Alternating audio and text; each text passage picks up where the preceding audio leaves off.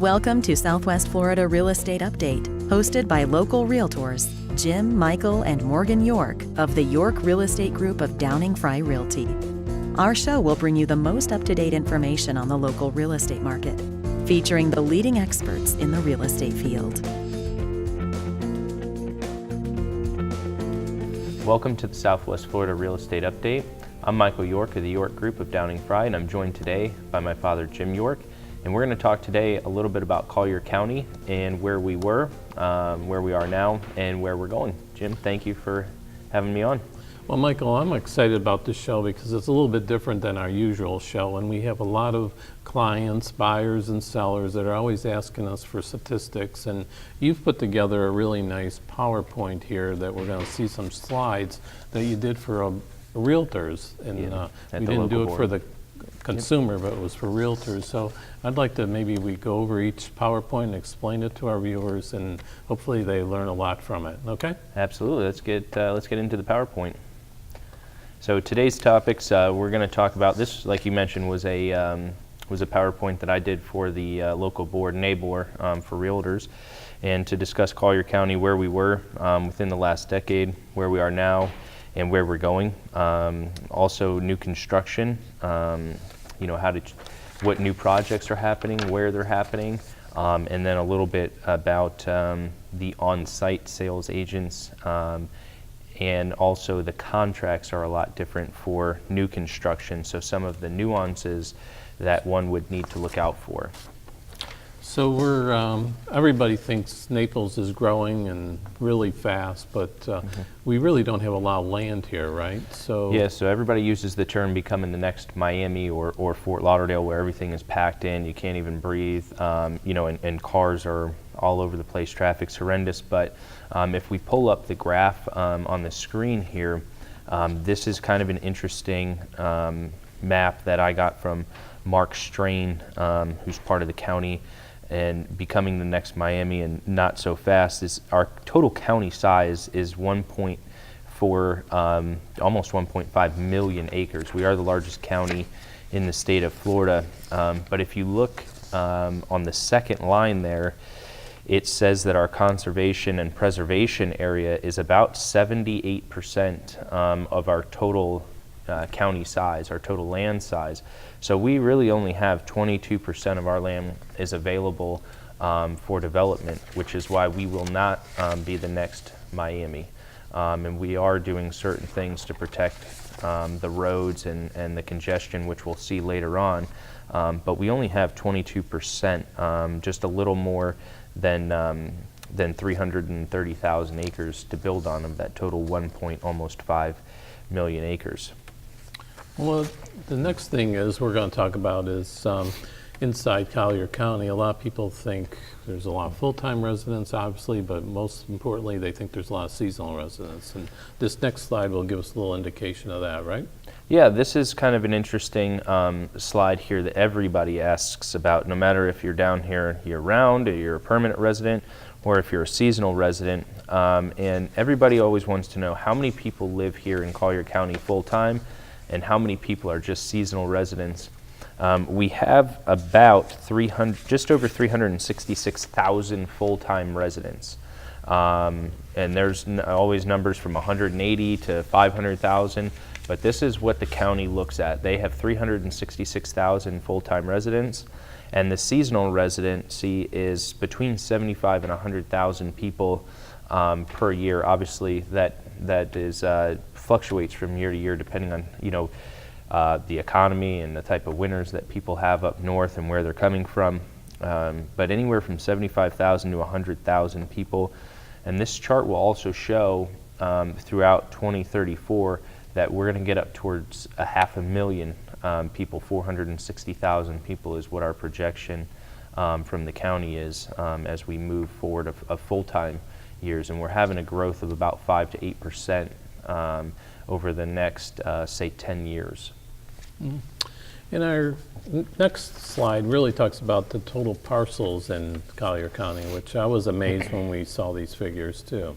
Yeah, so total parcels, we have just over 275,000 total parcels in the county. Of that, the homestead properties, there's about 87,000 parcels that are homestead. Vacant residential parcels, we have 25,000. Single family homes, it's kind of an interesting number. The next two, single family, 88,000 single family parcels in use. The condominium parcels, we have just about 100,000 condominiums. So that's kind of an interesting number, single family versus condos. We have just a little bit more condos down here. And then the mobile homes and co-ops, obviously not a significant number, 3,500 and 3,000. So there's quite a bit when you look at the numbers of 275,000 total parcels of land that are able to be developed and people to reside in. Yeah, I think next slide is, I think, really interesting, the impact of new construction, because obviously Collier County, Naples area, it's growing, and there's a tremendous amount of new construction. So why don't you go over some figures of that? Yeah, there is, and this so this reflects 2016 and 2017 numbers. The commercial aspect is just now catching up with the residential demand. In 2016, we had 76 permits issued. In 2017 for commercial. In 2017, we had 119. So that's a significant increase. However, we'll move into another slide here shortly that'll show why. There is a lot of new construction going in some undeveloped areas now, and so the infrastructure needs to be put in to accommodate the residential side. The multifamily, which would be the condominium units, in 2016, we had 102 permits issued, which is almost dropped in half in 2017 to 67 units. And then in the single family side, we've also taken sort of a step back. In 2016, we had almost 4,200 permits issued. In 2017, we had 3,300 permits issued. So maybe the demand, the supply and the demand are balancing out when it comes to commercial, condominium, multifamily, and single-family homes, as we started to heat up again after 2011 when things started to take off again. It's sort of balancing out now from a new construction aspect. Well, then that was interesting. The next slide, before we go up, I think lots of people are always asking us, is it a good investment in Naples? So yeah, so the next slide that we have here is the market increase year over year, your value increase, I should say. And so in yellow, we'll start there. This highlights the four recession years, the negative years. In 1999, we had a 0% increase, and then after that is really when things started to go gangbusters, and you started to see the large increase. And we got all the way up in 2006, you'll see, which was kind of the flagship year, got up to a 31% increase year over year, and people were able to flip homes at that point by 1 year. If you look back at 2000, anywhere from like really 2000 to even 2004, you were able to make a huge return on your investment if you were to sell in 2005, 2006. Then we had the downturn in the economy. And you can see as 2014 and 15 and 16, our economy is much more balanced as far as a housing standpoint goes here, but still a fairly significant year over year increase when you look at 12.5 to 10 to 12.5% is still solid, return on your investment year over year. Yeah, especially at the prices that we are in Naples here. Exactly. So, the next slide here is closed sales, which I thought was a little surprising too. So.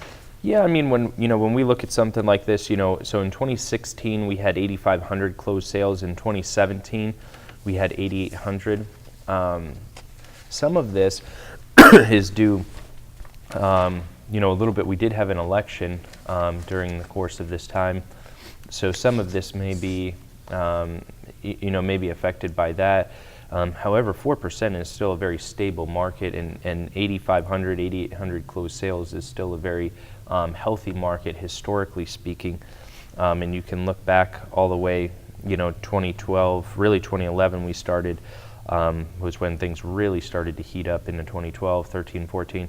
But as long as it's a stable, moderate increase, we do have a very healthy, stable market as far as residential real estate's concerned right now. So, but just a 4% increase. Yeah, which is good. I think, rather than fluctuating up and down, the balanced market is the best way for creates everyone. more confidence in the buyers. That's right. And the next one is the impact of new construction, which is an interesting one too. Yeah, so this is the number of subdivisions recorded per month. As you can see, there's anywhere from a handful to 2 handfuls over the last 2 years. In 2015, we had 43 permits issued. In 2016, we had 46. In 2017, we had 38. And this will show, that we are fairly stable in the amount of subdivisions that are being recorded and developed.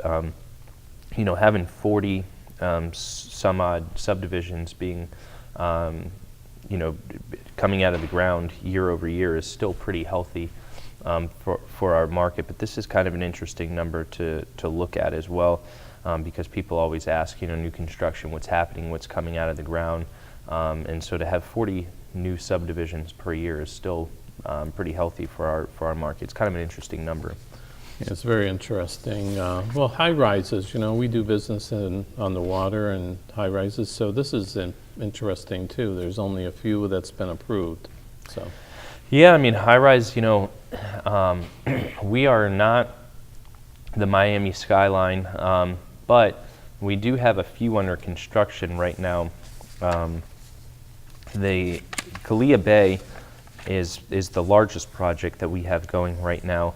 With 5 buildings. Building 1 is going up right now, and Building 1, they have, they have over 500. I think it's 596 total units that will be available at the total build out. The interesting thing about Kalia Bay also, this was approved, I think, all the way back in like 2000, 2001. So it was approved quite some time ago. They also have the only new golf course site that's been submitted to the county, which is kind of an interesting fact because we are the golf capital of the world. So that's kind of an interesting piece there. We have a lot of redevelopment going on of the golf courses, reconstruction. That's right. But this is the only new one coming out of the ground. But 5 total buildings, over 500 total units. They are working. Building 1 right now, and I think the second building is coming out of the ground. Mystique is another one that's down in Pelican Bay. I believe this is the last piece of property in Pelican Bay. Other than the Ritz, actually has room for another tower there. But as far as the high-rises go, this is the only one that's available in Pelican Bay. They have 2 buildings there. The first one is well under construction right now, and that one has just, I think, over 80 units total in the first building. The second building, we're not quite sure exactly how many units will be available there, but there may be some changes going on in there. But this one is well underway, like I said, had a great selling rate, beautiful views from over from all the way kind of downtown all the way north past the Ritz. The other one Naples, is under review. This was kind of by the Ritz-Carlton on the Gulf, where Daruma would be, and they were going to buy up all the parcels of property around that. The issue was when they sent the proposal out to prospective buyers in the area, there was some negative feedback on what was proposed, and so they did some research, some market research, kind of took it off the books right now, are redeveloping the plans based on what the market research showed, and so I would expect that in the next 2 years or so to become more of a well-known project, but right now it's kind of on the back burner based on that market research. Yeah, well, just wanted to touch base on Mystique. We just recently sold one there, and it's the views are just tremendous, and the location is is great, and they should be completed by March of next year. I believe so. That's what they're right. saying. So, Yep. okay, let's go to the next slide here. Development's underway, which is an interesting slide, I think. Yeah, development's underway, and this will show South Naples. This is kind of the hot spot right now. This is where the land's available. This is where the new construction is really taking off. A lot of commercial space down here, like we talked about earlier. This is where that commercial space is being built to accommodate the new construction. There weren't a lot of shops or restaurants or public supermarkets, and so they are developing all that. Isles of Collier you'll see on the north end, and that has 1,600 units, 2,400 acres. This will be a long-term project. Minto has this. It was the Collier family's old hunting ground, and this could be anywhere from a 12 to 20-year project depending on the sales rate. Treviso Bay, 1,500 acres, 431 units. The peninsula is the only new construction in there left, other than a couple remaining Lennar taller condominium building units, but pretty much built out, other than the peninsula, who is being built by SunWest. Fithers Creek has 3,900 units. Excuse me. That is a very large parcel of land. That's still well underway. Multiple builders in there. Naples Reserve, 688 acres, 1,100 units, and quite a few builders in there. Winding Cypress, 733 units.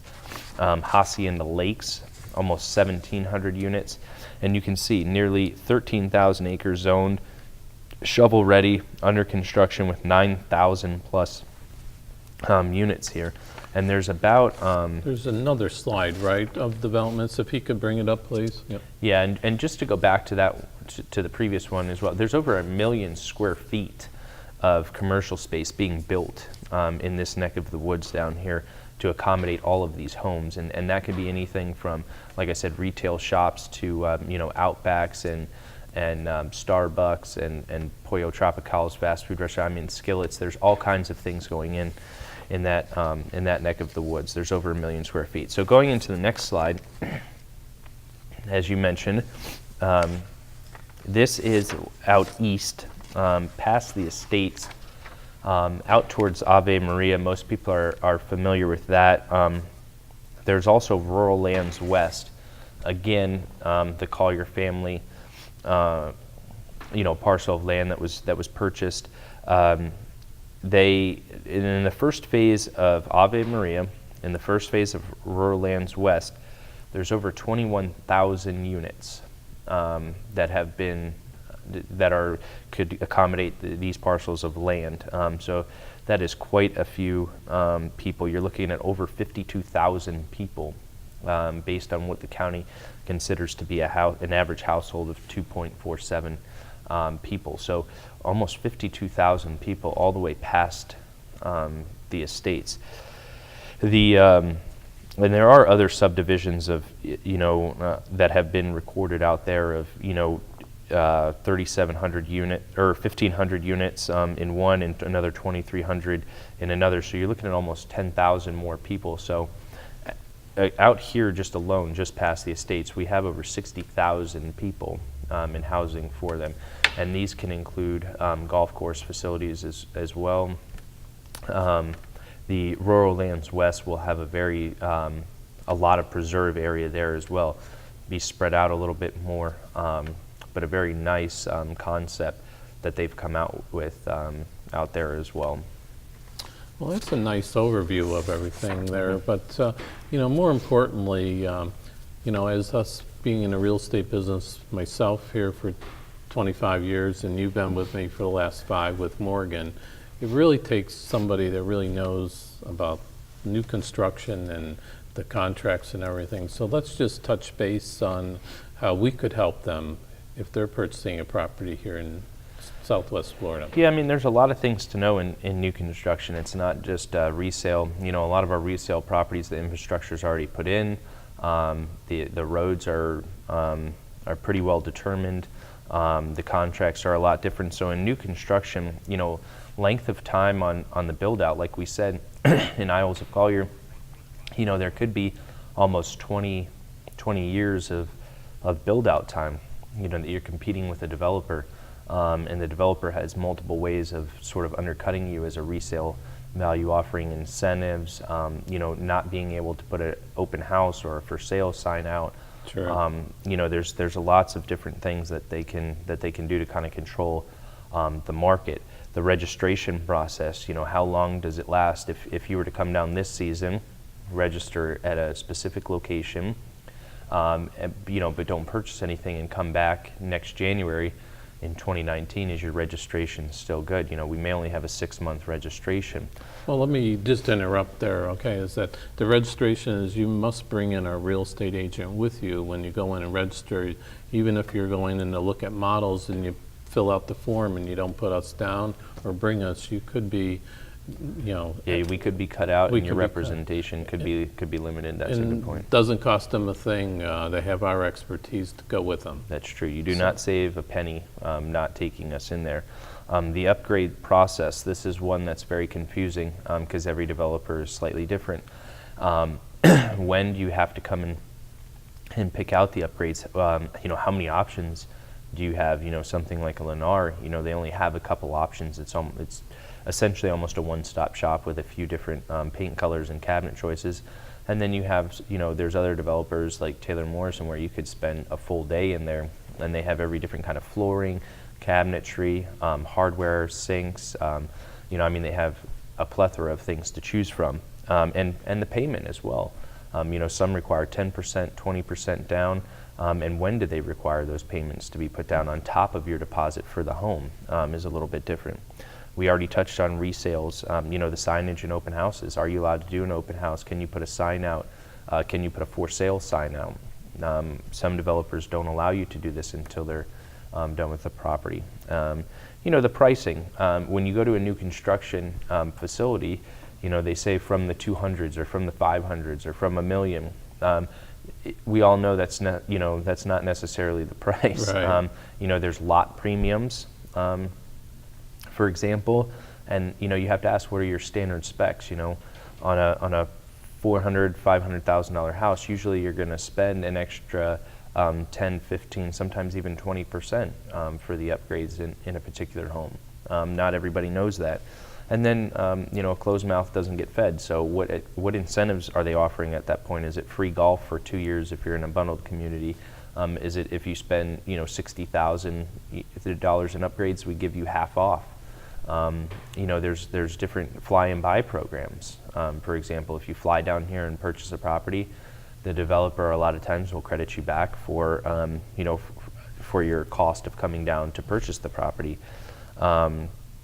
So there's a lot of good information that a real estate agent can ask when going in there. And there's also, the lots and things that the new construction specialist wants you to purchase what they have available, but that doesn't necessarily mean that's always the best case scenario. Sometimes it's a lot and they have a large premium on it to make you think it's a great purchase, but sometimes you need to actually, walk out there or take a look at the site map and say, hey, this wouldn't be a good idea because you're going to have house on the other side. You're going to have a house on the other side. It's going to be close by. You have an electrical easement, or hey, you're going to have headlights coming in through your front window all night when people are driving down the street. So there's a lot of things to take and look at in a very overwhelming process.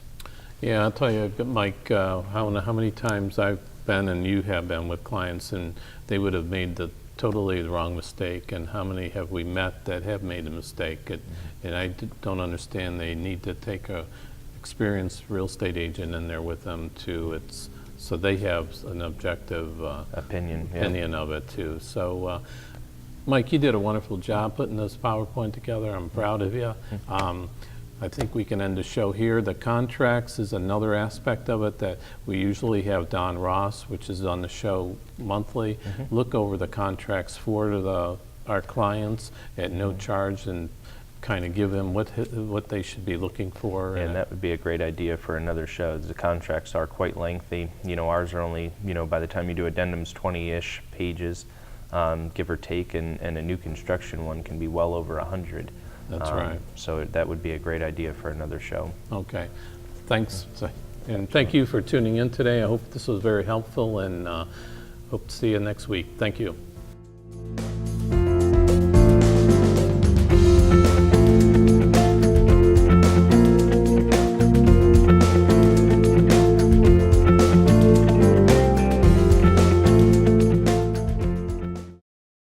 Thinking of buying or selling a home in Naples, Marco Island, Bonita, or Estero, Florida? Think of the most experienced York Real Estate Group, associated with the #1 brokerage in Southwest Florida, Frye Realty, which produces yearly real estate transactions of over $1 billion. Jim, Michael, and Morgan make up the York Real Estate Group of Frye Realty, with over $275 million in sales transactions, along with offering over 25 combined years' experience in the local market. The Yorks can offer the experience and trust you need in a realtor. Call them today at 239-273-6727 or visit their website at www.naplesyorkrealestate.com.